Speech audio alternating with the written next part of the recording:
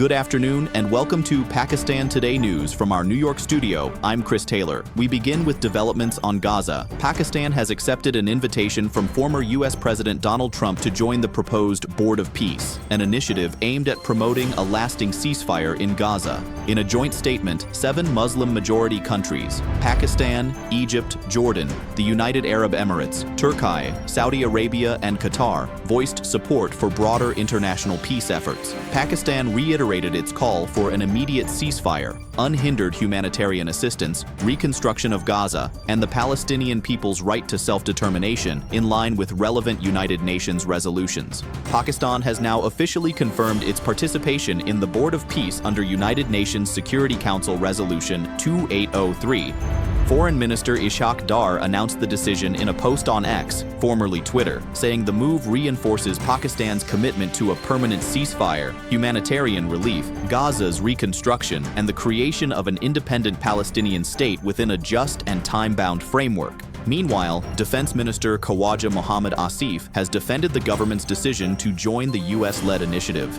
He said participation will allow Pakistan to effectively raise its voice for Palestinians and avoid becoming irrelevant in global peace negotiations. According to the minister, the forum offers an opportunity to influence discussions on both a ceasefire and post-war reconstruction in Gaza. However, critics, including opposition leaders and political commentators, have described the move as unwise and morally questionable.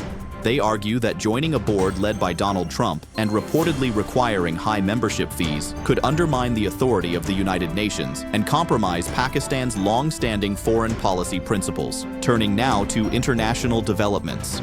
U.S. President Donald Trump has announced what he called a framework of a future deal concerning Greenland and the wider Arctic region.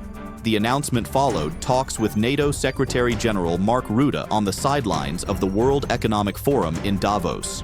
Trump has backed away from earlier threats to impose tariffs on European allies opposing his Greenland ambitions and ruled out the use of military force to seize the territory. While the framework remains vague, it focuses on Arctic security, strategic interests, and cooperation with NATO partners. Denmark, which governs Greenland, has insisted that any discussions must respect its sovereignty, as European markets responded positively to the easing of tensions.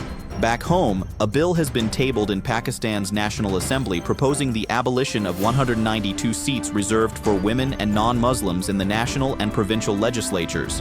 Instead, the seats would be allocated based on each party's total votes. The proposal, discussed in the Assembly on January 21, 2026, has triggered sharp political debate. Opponents argue the move could weaken constitutional protections for women's representation and reduce female participation in parliament, while supporters say it would make representation more proportional to votes received. We now turn to the courts. The Federal Constitutional Court in Islamabad has reserved its verdict on the federal government's appeal against Lahore High Court directions regarding Pakistan's ban on imports from India, including books and journals.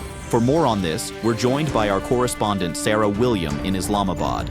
The federal government has challenged the Lahore High Court's directions, despite the court upholding the underlying regulatory orders on the import ban.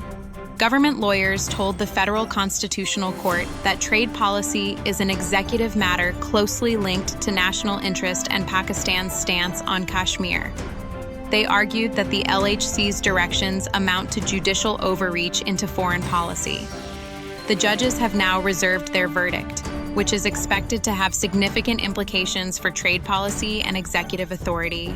Thank you, Sarah, for that update. Finally, a weather warning across the country. Pakistan's meteorological department has issued a heavy rain and snowfall alert for January 22nd and 23. Widespread showers are expected across all provinces and northern areas, including Murree, Swat, Hunza, Skardu, and Neelam Valley, raising concerns over flooding of streams and possible road closures. The National Disaster Management Authority has urged citizens to take precautions and provincial disaster agencies to remain on high alert. Rain and thunderstorms are forecast in Punjab, Islamabad, and Sindh, while heavy snowfall is likely in high-altitude regions, with travelers advised to remain cautious. That's all for now. You're watching Pakistan Today News. I'm Chris Taylor.